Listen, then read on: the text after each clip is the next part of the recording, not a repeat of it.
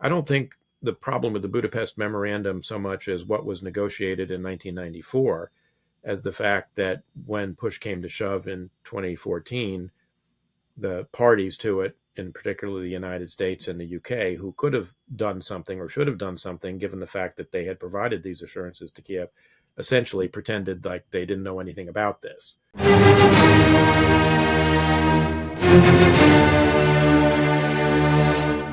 Welcome to Shield of the Republic, a podcast sponsored by the Bulwark and the Miller Center of Public Affairs. I'm Eric Edelman, a contributor to the Bulwark and a non-resident fellow at the Miller Center.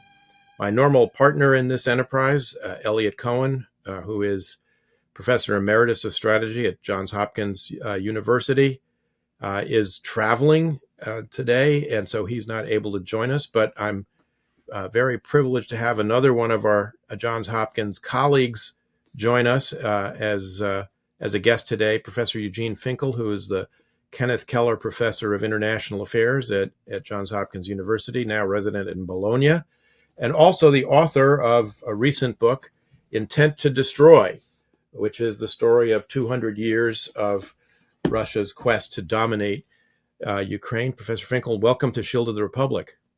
Thank you. Thanks for having me. So your book is an extremely readable, I would add, account of even more than 200 years of Russian efforts to dominate Ukraine, to deny its nationality, to deny its separate culture, and even to some degree deny its separate language. You talk in the book about both the security and the identity elements that go into this. Fill us in on what it was actually that led to this Russian effort to sort of extirpate, if you will, Ukrainian national identity, and then let's talk later about some of the history and some of the contemporary ramifications of that. Absolutely. So, as you said, when in this book, I talk about what caused the Russian invasion of 2022, but also the broader history, the broader arc of Russian-Ukrainian relations. And what I discovered while writing this book, that there is a consistent set of Russian ideas about what Ukraine is or what Russia is that drive Russian behavior towards Ukraine.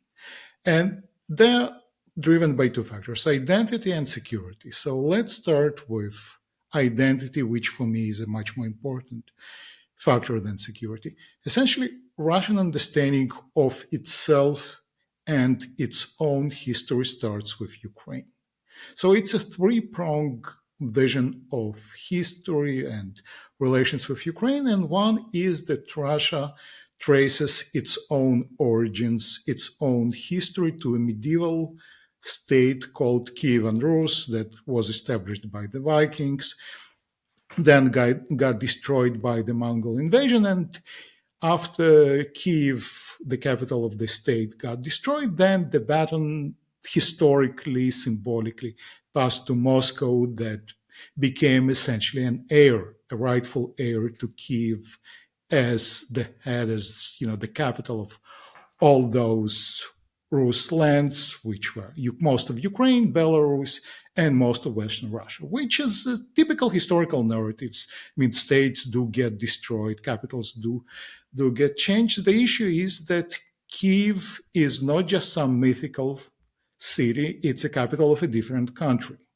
And essentially, both Ukraine and Russia trace their history to the same place, and both claim it's ours. So that's one pillar of this identity. Russia traces its history back to Ukraine.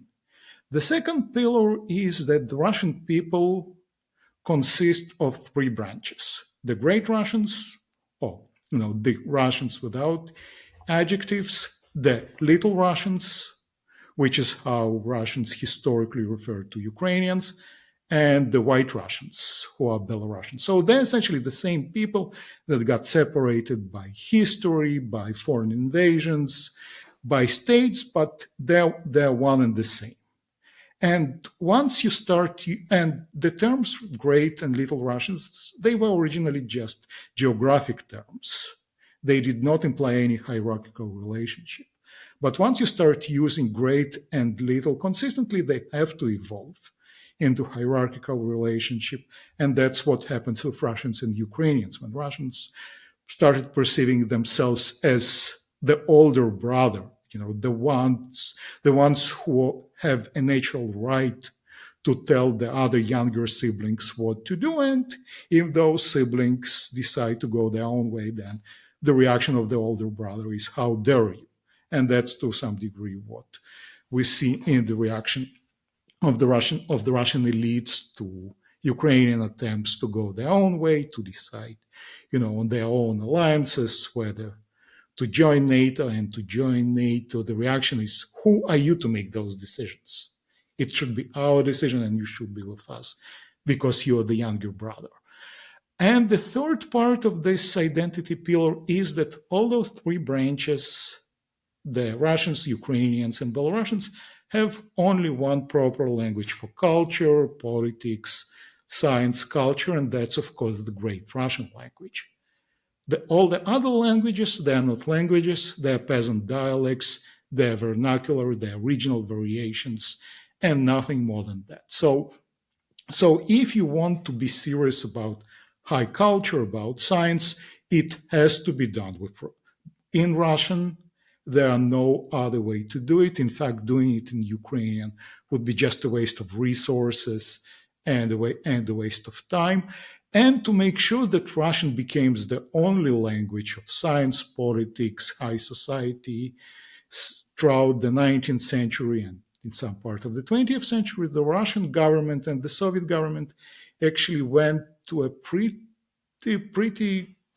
great effort to sometimes ban Ukrainian language, sometimes to suppress it, sometimes to make Russian more popular. So it was a very consistent, very serious campaign of Russifying Ukrainians and making sure that those people speak proper Russian as their main, if not the only language, because Ukrainian is, after all, just a peasant dialect. So this is the identity part that essentially makes Russian feel that they're entitled to Ukraine.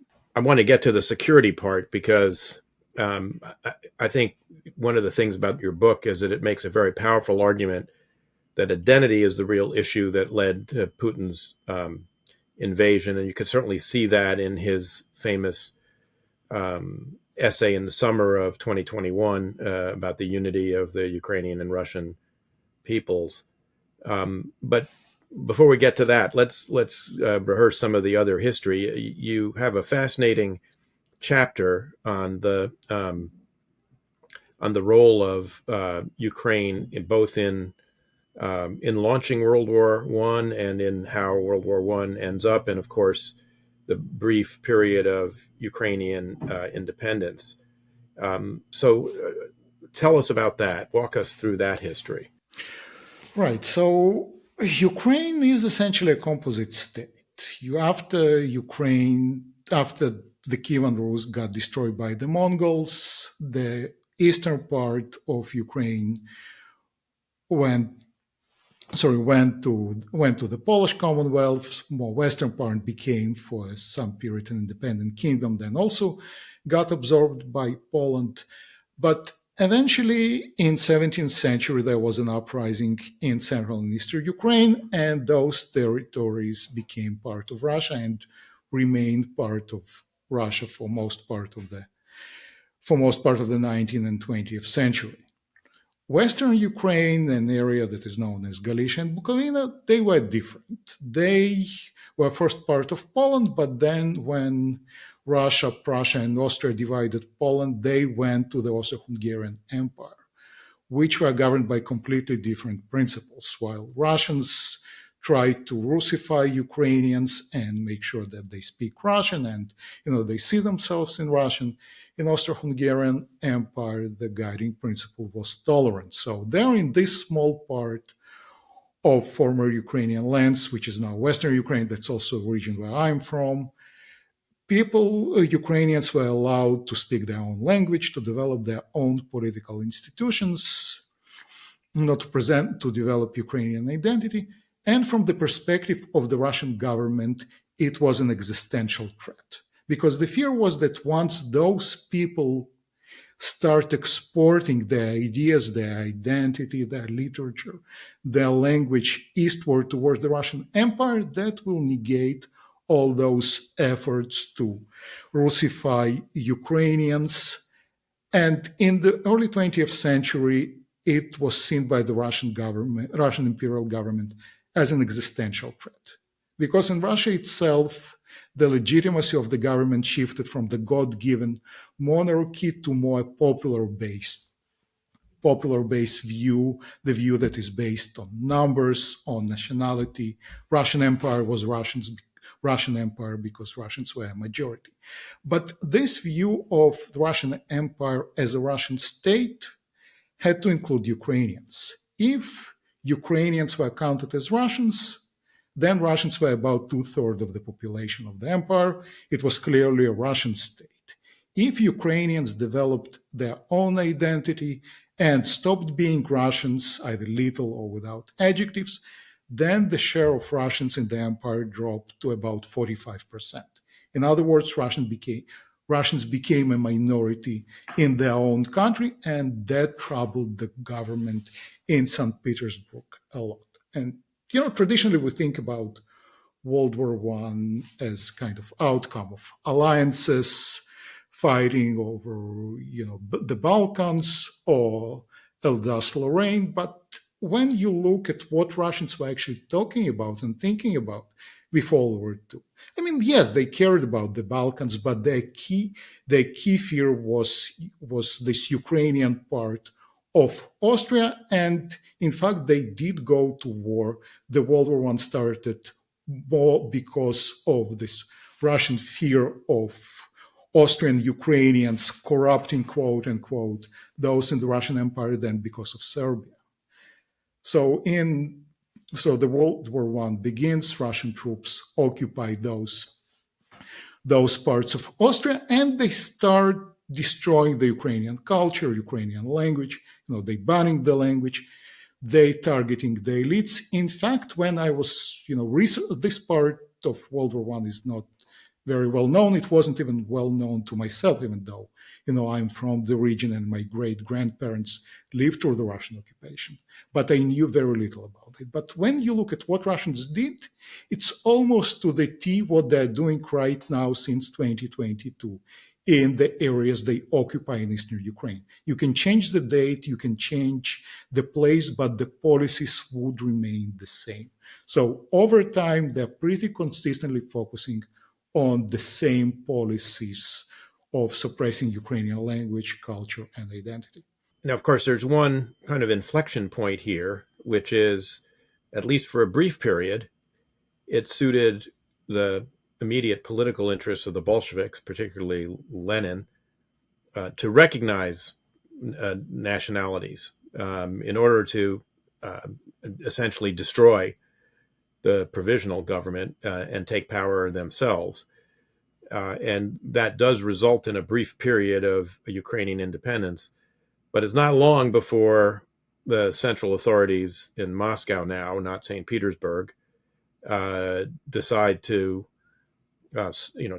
stamp that out. And as Lenin passes from the scene and Stalin becomes the supreme ruler, the focus on Ukraine and Ukrainian nationality takes a pretty dark turn.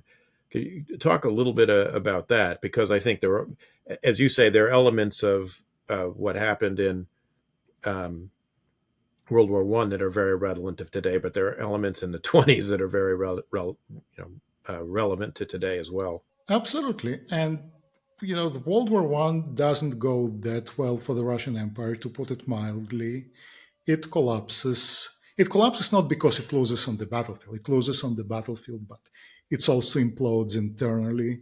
There is a revolution in the capital. There is the Tsar abdicates. There is a provisional government. And people throughout the empire, the minorities, including the Ukrainians, see it as an opening to demand political rights. And Ukrainians originally don't think about independence. They want cultural rights, they want regional rights, they want political rights. The provisional government negotiates, makes some concessions, but not enough. But eventually Lenin comes to power with a Bolshevik coup, and people in Kiev, those local leaders in Kiev, decide that they have zero interest living in a communist state, so they declare independence. In fact, in 1917-18, just in 1991, Ukraine became independent, not because it really wanted to, but because the center of the empire became so dysfunctional that it pushed Ukrainians out. So they create the first Ukrainian state, the Ukrainian People's Republic. It's pretty liberal for the day. So it's democratic. It abolishes death penalty. It has minority rights. So in fact, when they publish their founding documents, they publish it in 4 languages: Ukrainian, Russian, Polish, and Yiddish. They provide representation for all the minorities, but their problem is that they don't have the people to run a state. All those decades of Russification in Ukraine did, that all the officials, all the experts, all the bureaucrats, they spoke Russian. They considered themselves as Russian. They had no intention of becoming Ukrainian. And even more importantly, almost immediately after they declare independence, the state gets invaded by the Bolshevik and also by the whites. There is this perception that the civil war in the Russian Empire was mostly over regime, whether it's going to be communist or monarchist. In fact, it was more about preserving the territorial integrity of the Russian Empire. And the whites and the reds disagreed on pretty much everything beyond the fact that Ukraine needs to be part of Russia. And Ukraine is simply not powerful enough internally and externally to fight this war, so it collapses. It is occupied by the Red Army. But Lenin realizes that people in Ukraine, they still want those rights. They still want some representation. So he decides that he will allow the minorities throughout, not just in Ukraine, but throughout the Soviet Union, their local languages, their representation, their culture, as long as they remain communist, as long as they are committed to the Communist Party. Doesn't really matter which language they speak. In fact, there is a push to promote local languages, what one historian, Terry Martin, called the affirmative action empire. That's essentially what Soviet Union becomes. So there is a brief period in which Ukraine flourishes, the culture, the identity, but Lenin dies and is replaced by Stalin. And unlike Lenin, Stalin is a Russian nationalist. He fears Ukraine. He fears Ukrainian nationalism. That's how we also get to the question of security. He fears that there will be a Western invasion, and this invasion will come through Ukraine. So he engineers an entire campaign to destroy Ukraine politically, socially, ethnically, through famine, purges, and pretty horrific violence that Ukraine still have not fully recovered from. Could you talk a little more about that, about the effort by Stalin to, to stamp out, Stalin? The irony of this, of course, Stalin's a Georgian, but a Russian nationalist. But he really goes to great lengths to stamp out Ukrainian nationality, and it's done in a way where it's connected as well to to class differences in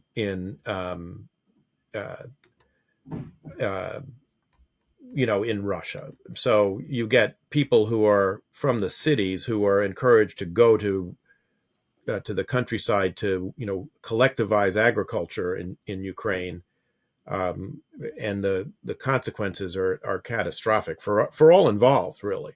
Right. So Stalin repressions actually in Ukraine, they start much earlier than in the rest of the Soviet Union, and they're much wider. First, there is a huge, massive famine in the early 30s, what Ukrainians called the Holodomor, the death by famine. It's not the first famine in Ukraine. There was also a large-scale famine in Ukraine and in central Russia in 1920s, and it was the U.S. and more specifically future President Hoover, who saved Russia from collapse because they provided those areas with food. But what Stalin decides is to collectivize agriculture, mostly for security reasons.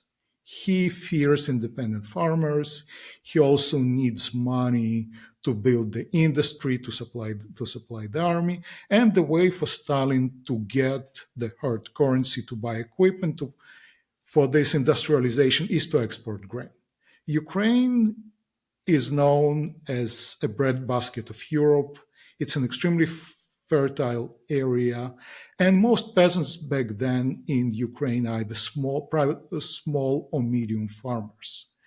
But Stalin decides that he will be better able to control them by collectivizing agriculture, so he pushes peasants into collective and state farms. Peasants lose their land, they lose their implements, they lose their cows,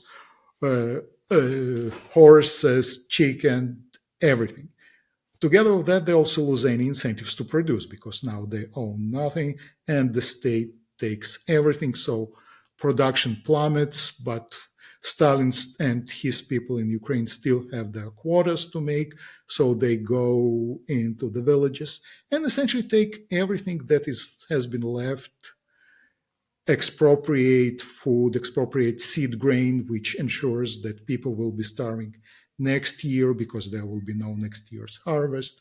They are not allowed to leave Ukraine. They are put in jail for many years for stealing from the communal fields, even as little as 5 years of grain. And the result is a horrific, absolutely predictable, absolutely man-made, and absolutely preventable famine. We still don't really know how many people were killed during this period, probably between 3.5 to 5 million people. But we also do know that this famine has a clear class component, but it also has a clear ethnic component. Regions that are more heavily ethnically Ukrainian are repressed more and have to produce more and to give to the states more than neighboring regions where the share of Ukrainians is a bit lower. So it's not just a class famine, it's also very ethnically based targeting.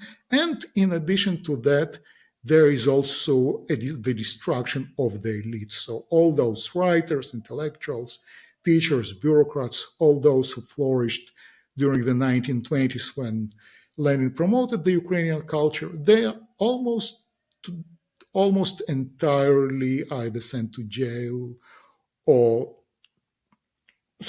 executed, a period that Ukrainians call the executed Renaissance. And instead of them, there is a new wave of Russification. So people are not allowed to speak Ukrainian. The administration switches to Ukrainian, the educational system switches to Ukrainian. And the result is that Ukraine does become compliant, but also becomes Russified. As if Ukraine had not suffered enough through all this, when World War II comes along a few short years later, Ukraine is one of the main battlefields. I mean, it is the thoroughfare for invasion of Russia, as Stalin does fear, as you pointed out. We've had earlier on this show historians who've looked at Operation Barbarossa and how that played out. But Ukrainians are sort of caught, between two horrific, Scylla and Charybdis, if you will, between the Wehrmacht, which is coming in and is killing lots of people, not just the Red Army, and then, of course, the efforts of Stalin to take territory back. It's a complicated story because in some sense, when the Germans come in, and in the light of what you just described, There are some who see them as liberators, but that the bloom is off that rose, very, very quickly.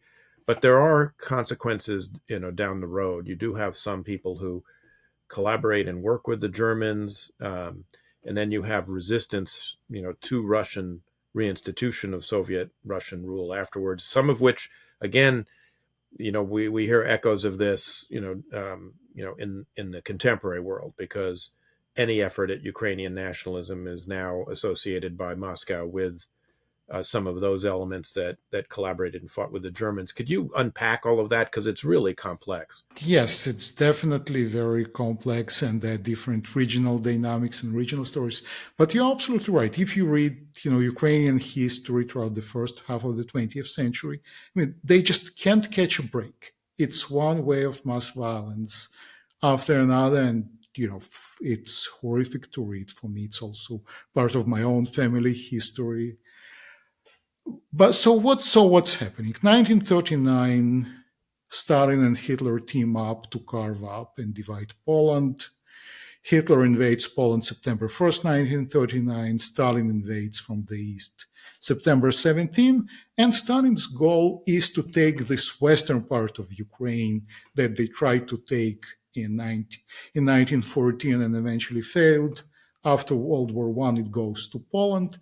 And there is Ukrainian nationalist groups, quite radical, quite nationalist, quite violent, fighting against the Polish state. And from their perspective, the enemy of Poland is their friend. And who is the main enemy of Poland? Beyond Stalin is, of course, Hitler. So they start collaborating with Hitler and Germany even before 1939. But once this area is occupied by Soviet Union, they go underground or they go west. But when Hitler invades Soviet Union in Operation Barbarossa in June 1941, those nationalists either emerge from the undergrounds or come back, some of them with the German army, and unleash a huge wave of violence against those who they see as communist collaborators. There are also many Jewish pogroms, some organized by those nationalists, some organized locally. Jews are being blamed for collaborating with the Soviets, even though everyone in the region collaborated with the Soviets, including the Ukrainians themselves. But as the Germans move further east, as you rightly pointed out, they're greeted as liberators. The Soviets already just unleashed a terrible famine that killed millions of people. Then there was a wave of repression. So people are hoping that maybe a new regime would be better, and it doesn't really matter what this regime is as long as they're not Soviets. So many people in Ukraine, ethnic Ukrainians, do welcome the Germans, although as you rightly pointed out, the bloom goes off this rose very fast when they realized then the German occupation is as brutal as the Soviet regime. But the story or the legacy or the perception remains, especially in the West, because when in 1944 Soviet Union returns, nationalists in this area stage a very bloody, very large-scale guerrilla war against the Soviets that continues up until early 1950s. We still don't know how many people died in this war. The estimates are closer to 100,000 people, mostly local Ukrainians. And that's where the stories or the Russian perceptions of Ukrainians being Nazis or neo-Nazis, that's where they come from. That's where the names that Putin uses to justify the invasion, like Bandera or OUN, which is Organization of Ukrainian Nationalists, that's where they come from. So that's where the obsession with Ukrainian nationalism as Nazis begin for most Russians, including Putin. I think that's a very important point for people to understand, because I think otherwise this Putin-esque obsession with Bandera, with who most people, the name, outside of Ukraine wouldn't resonate with people who don't know this history, and with the Ukrainian national movement as being intrinsically Nazi or fascist. This is where this all is born and where it all comes from. And there were efforts in the West, by the way, to help try and support this, Ukrainian guerrilla effort. Not very successful efforts to help, but there were efforts from intelligence services in the West to try and help.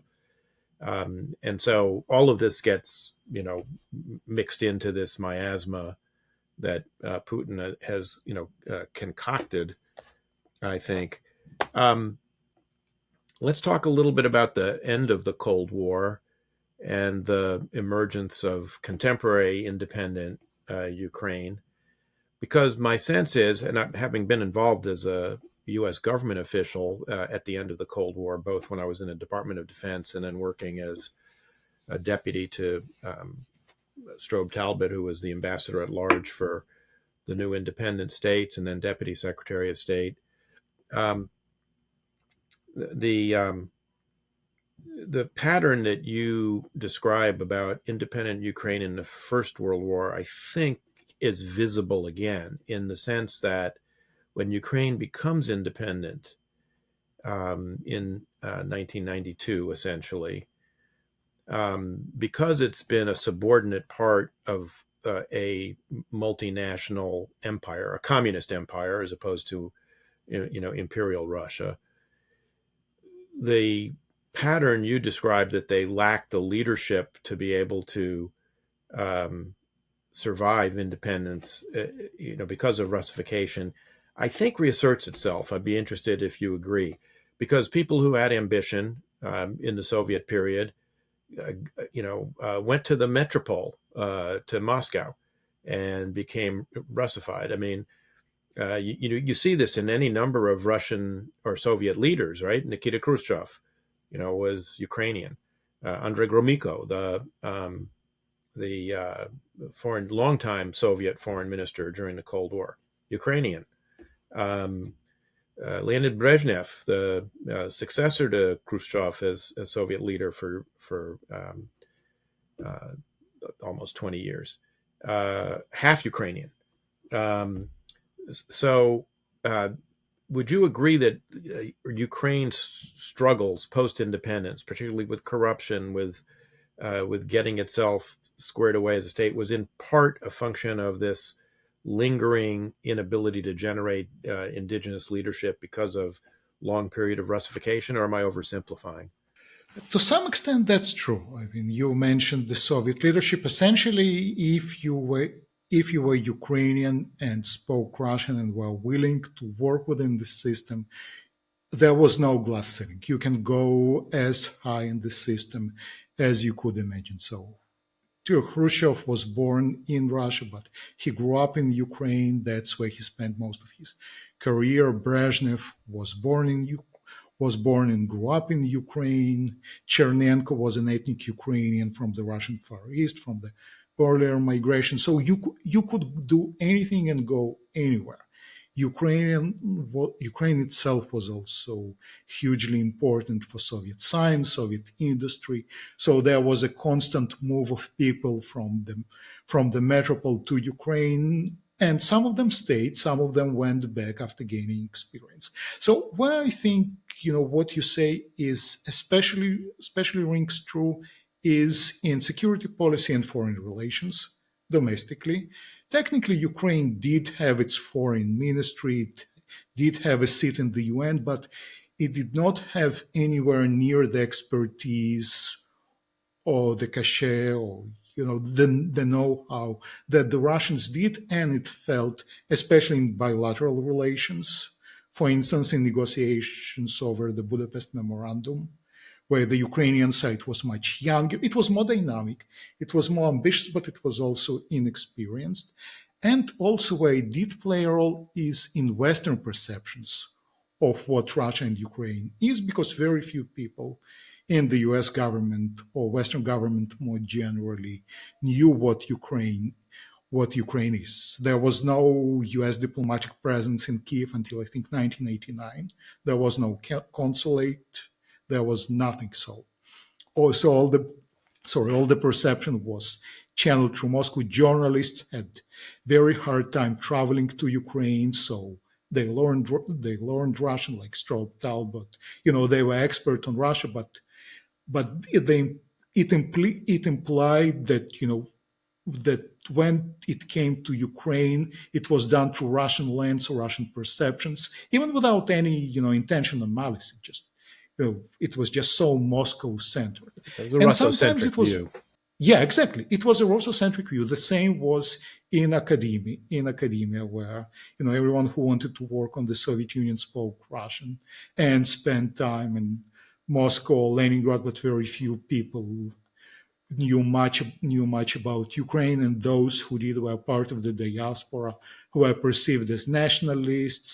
And some of them were nationalists, but they were also disregarded as those who were traumatized by the Russians, constantly worried, constantly coming up with those doomsday scenarios. So yeah, I think it did play a role, less domestically. It's not that Russia was much of a success story when it comes to corruption and the economy, but it definitely played a huge role in foreign and security relations. Yeah, we should spend a little bit of time on the Budapest Memorandum, and here, full disclosure requires me to say I was involved with Strobe Talbot in some of the beginnings of that endeavor, although it was completed after I had left and moved on to another assignment by my colleague Steve Pfeiffer, who was later the U.S. ambassador to Ukraine. But I think there's a certain amount of misunderstanding about exactly what was going on there, because there is this discussion that Ukraine, quote, gave up its nuclear weapons, in exchange, kind of for a mess of pottage, which is, they got some financial settlement and also these assurances, so-called negative security assurances that they received from the U.S., the UK, France in a different venue, and Russia. And the reality is these weapons were weapons controlled by the strategic rocket forces that found themselves on the territory of Ukraine. But Ukraine didn't control the actual physical weapons, nor did they have the infrastructure to actually sustain an independent nuclear deterrent, which at the time would have been, to create that infrastructure would have been enormously expensive, and difficult. Now, you mentioned the kind of inexperience of the Ukrainian diplomats who were negotiating. That's true, compared to the Russian foreign ministry, which was essentially wholesale transfusion of the Soviet foreign ministry. Sergei Lavrov, the current foreign minister, included, in that. But the reality is, in my view anyway, I'd be interested in yours, Ukraine got about as good a deal as one could have expected. They did get, certain financial benefits. They did get these assurances. I don't think the problem with the Budapest Memorandum so much as what was negotiated in 1994, as the fact that when push came to shove in 2014, the parties to it, in particular the United States and the UK, who could have done something or should have done something, given the fact that they had provided these assurances to Kiev, essentially pretended like they didn't know anything about this. But I'd be interested in your view. First of all, you're right. There are a lot of misconceptions about the Budapest Memorandum, and and especially for Ukrainians and people who support Ukraine, it has become something of what if scenario. What would have happened had Ukraine not relinquished those nuclear weapons? Would have Russia dared to attack Ukraine? But you're absolutely right. When you dig into the details, well, Ukraine did not control those weapons. Ukraine by 1994 no longer had tactical weapons on its territory. There were also only strategic weapons capable of targeting Washington, but it's not what Ukrainians where after, and truth to be told, quite a lot of people in Ukraine did not want those weapons. Because remember, for Ukraine, that time nuclear means not missiles, but Chernobyl. There was a huge social trauma as a result of Chernobyl, and the independence movement in the 1980s essentially emerged out of this anti-Chernobyl sentiment that those imperial Moscow comes, builds a reactor in Ukraine, and then blows everything up and lets people march on May 1st, and thousands of people die. So Ukraine did not have the physical control, did not have the infrastructure, and did not have the will. Where I think Ukraine could have gotten a slightly better deal is maybe stronger language on assurances, but even more importantly, making everyone understand that Russians do have some plans on Ukraine and do not think that Ukraine is a real actor, and something might be happening. And by that time, we already do have those signs. For instance, various proclamations in the Russian parliament that negate the transfer of Crimea to Ukraine in 1954, that somehow invalidate the dissolution of the Soviet Union. Now, those were symbolic statements, but Ukrainians were worried, and they did try to get through to Western diplomats and leaders with, something is happening in Russia, we all need to be concerned, and in that they failed. I think that's the biggest failure, not that Ukraine relinquished, quote unquote, the weapons that it did not really control. Yeah, I mean, I think it's worth pointing out too on Crimea, because that, obviously that becomes a big issue when Putin seizes it back in 2014. But sometimes you hear in Western discourse about the war, well, Crimea really was Russian, because Khrushchev awarded it to Ukraine in 1954, and he really, what right did he have to do that? And it really was Russian. I mean, look, again, this is one of these identity things. How far back do you want to go? Because before the Russians got to Crimea, there were Tatars, and before the Tatars were there were Greeks. I mean, you could make a case for a lot of different people to have a claim on, Crimea, depending on how far back you want to go. But it bears, I think, pointing out that in '91, when you have in the aftermath of the coup attempt against Gorbachev and his being held hostage in Foros, and the Soviet Union starts to come completely unglued, that when the referendum is held in the fall of '91, a majority of voters in Crimea, a narrow one to be sure, but a majority nonetheless, vote for independence. So I think it's kind of worth noting that for those who want to just award Crimea to Russia, that that little fact is that was a arguably more honest referendum than the one that was held by Putin after the seizure of Crimea in 2014 by Little Green Men. Absolutely, yeah. Crimea is Russian simply because Moscow ethnically cleansed Crimea of Crimean Tatars in 1944 and did not let them to come back up until late 1980s, and brought different populations from Russia and also from Ukraine, truth to be told, to replace those Crimean Tatars. And Crimean Tatars, the indigenous, or the last population that was there before the empire came in, they were and are exceptionally pro-Ukrainian. Historically, there is a pretty strong alliance between the Ukrainian national movement and the Crimean Tatar dissidents, because both of them fear Russia. Crimean Tatars would rather be with Ukraine than in Russia, knowing what Russians are capable of. So why, in 2014, does Putin seize Crimea and launch this sort of it's a kind of crypto campaign, crypto war, hybrid war against Ukraine in the Donbass? I mean, it's all very surreptitious. It's not out in the open. So, he denies, in the case of Crimea, that these little green men who are showing up without with uniforms, with no insignia, that they're Russian, and of course then he admits that he lied later. And the war in the Donbass, allegedly is being orchestrated by Russian separatists who don't want to be part of this terrible corrupt state in Ukraine, but it's clearly being orchestrated by Moscow. Um, why the subterfuge in 2014, and why the open effort to destroy Ukrainian nationality in 2022, do you think?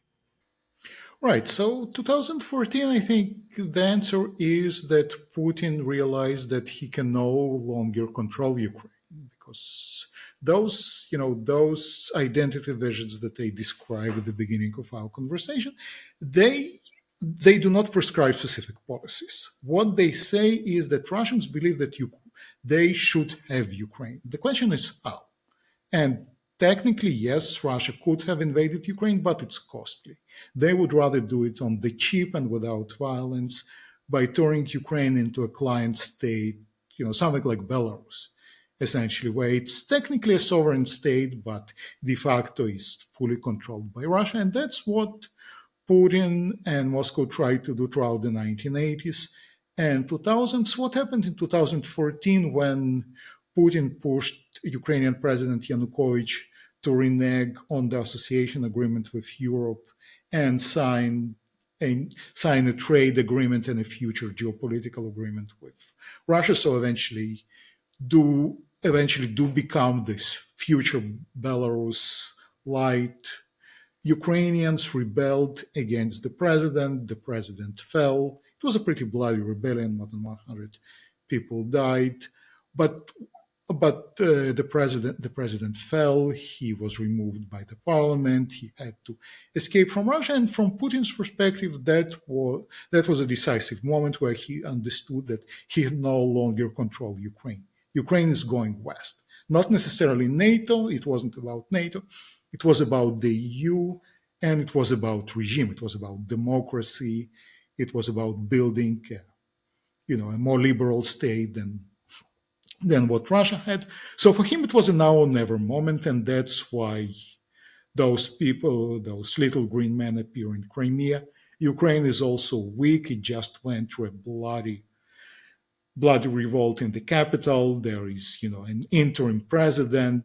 The military got defunded and hollowed out over the years. The state itself is completely shot through with Russian agents, so they know what's going on. They know every move. So for Putin, that's the moment to try. The West is also presumably weak. He did not anticipate any strong reaction. So that's why Crimea, that's why the decision to annex Crimea. Donbass is a little different story. Donbass, we know that Crimea, there is a direct order from Putin. Crimea, it's people around Putin, in the security services, in the military, oligarchs, essentially freelancing and finding a group of nationalists to cross over to eastern Ukraine to start an uprising and then force Putin to send those green men and to partition Ukraine into two, where eastern Ukraine would become new Russia, Novorossiya, but essentially a part of Russia. We still don't know actually whether Putin was even aware at the beginning of this plan, but they also knew that he will not be able to let them fall. Once this uprising starts, he will have to intervene, and that's exactly what happens when Ukrainians get the act together and move to quash this uprising. The Russian military moves in and protects them, and that's the story between 1914 and 1922, where the Russian story is those are separatists, it's a civil war, but in fact most of those people are Russian citizens, many of them with pretty high ranks within the Russian security services. There's Russian army on the ground, so that's how we get to 2022 essentially. I just want to. We're running kind of short on time, and so we're going to have to wrap our conversation up. I'm sorry to say, because we could go on for hours on this, but um, at the end of your book, you talk about what might lead to a kind of stable peace between Russia and Ukraine. You talk about security assurances, of course, in the light of the failed assurances that were provided to Ukraine in the Budapest Memorandum. Talk about potential of NATO membership. Would that really, provide security? But correct me if I'm wrong. But when I read your conclusion, it seemed to me that you were saying until essentially not even a political change in Moscow would that's to say Putin's departure from power would necessarily provide security in the long run to Ukraine. It really has to be a kind of a cultural shift, a change of heart, as it were, about identity, which, as you point out, is a lot harder to do than to just come up with some mechanical security arrangements. Although you have a kind of hopeful note because you say it's not that it hasn't happened in history. Germans no longer demand, Alsace and Lorraine. There are other examples. Germans no longer demand that Kaliningrad be returned to its original status as Königsberg, and become part of East Prussia. So, these kinds of irredentist claims, Italians no longer, claim the, Dalmatian coast. So how do you see that coming about? And, what could bring about that kind of change of heart in your view? Mhm. Absolutely. So, I would honestly rather the solution be about the borders or alliances or troop numbers or, all those things that people in security studies are talking about. But I'm a bit skeptical of that because what I try to show in the book that yes, security is important. For instance, NATO membership for Ukraine is a necessary condition for any peace to hold, but it's insufficient one because what drives Russia is not security, but mostly identity. So unless you change how Russians view Ukraine, unless they give up on the idea that Ukraine is not a real state, but some sort of part of Russia that has been taken away from them by historical mistake or by Western machinations, that's not going, then they will still have the desire to control Ukraine, not necessarily through military invasion, but fake news, disinformation, electoral interference, buying politicians. They're pretty good at it.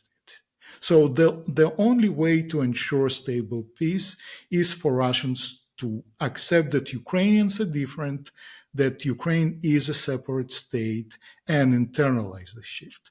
And it's extremely hard. Changing identity is extremely hard, but I think it is possible. After all, Russians, or at least the vast majority of them, no longer claim Alaska. They have given up on Finland and probably also on the Baltics. And even in Ukraine itself, what they try to show in the book that, this attachment is not God-given. It's a product of with the stories that Russians tell to themselves and how they teach themselves. And if there is a political will, then the story can change. What I also show is that, this western part of Ukraine that rebelled against Soviet Union in a bloody rebellion, well, Russians up until 1945 considered this land a Russian land and those people Russians. But once they came in and faced a rebellion, they changed their views. And now they no longer want this part of land. So if you listen to Russian, ideologues, people like Medvedev, for instance, yeah, we want all of Ukraine, but the West lets Poland take it. We want nothing to do with it. And my suspicion is that similar processes are already happening, quietly among Russian soldiers who are fighting and dying in Ukraine, or their families who are asking themselves, are those people actually Russians? Do we need them? But it still needs to come from above. And I think we also have tools to force Putin to make this change. For instance, not lifting sanctions until they change the curriculum or until they change the rhetoric. So it's hard, but I think it can be done, and that's for me the only way to achieve stable peace. Well, that's an unusually hopeful note for this program, which usually tends to be swathed in doom and gloom, as Eliot likes to joke. So I'm glad we've been able to end on an upbeat note. But Professor Finkel, thank you very much. Thank you for this book, Intent to Destroy. I commend it to our listeners and viewers who want to understand better the backdrop to this terrible war going on in Europe, the largest war in Europe since the end of World War II. And hopefully we can have you back, and subsequent date to dig into a real peace that eventuates between Ukraine and Russia, and between Russia and the rest of Europe, hopefully. But for now, thanks so much for being on Shield of the Republic. Thanks for having me.